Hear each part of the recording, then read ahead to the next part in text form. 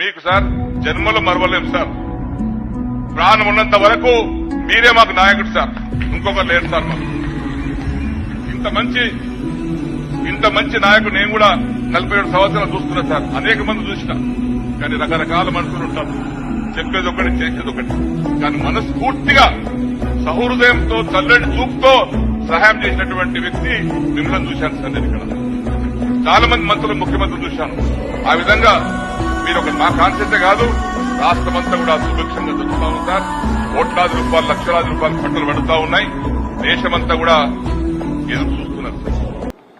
నేను కూడా TRS party జరగకుండా ముందు తెలుగుదేశం పార్టీలో ఉన్నా. నేను ఆనాడు తెలుగుదేశం పార్టీ నుంచి టీఆర్ఎస్ పార్టీ రావడానికి గల కారణాలు ఏందో ఆనాడుండే, మరి అప్పుడు కూడా వచ్చాను కదా. మరి అసలు నేను ముందు నా రాజకీయ భవిష్యత్తు మొదలైందే కాంగ్రెస్ పార్టీతోనే కండువా కప్పుకొని రాజకీయాలు చిన్నప్పుడు మీ వయసులో వచ్చాను.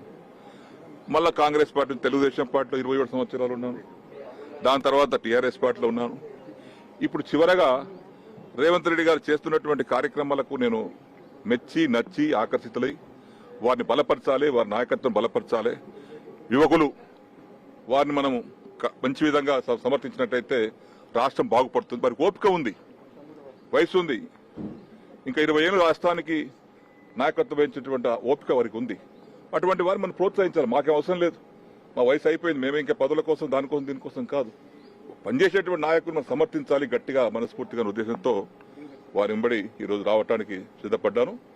వారిని కూడా భగవంతుడు ఆశీర్వదించాలని ఆశీర్వదిస్తా ఉన్నాడు దేవతల పై నిజమే.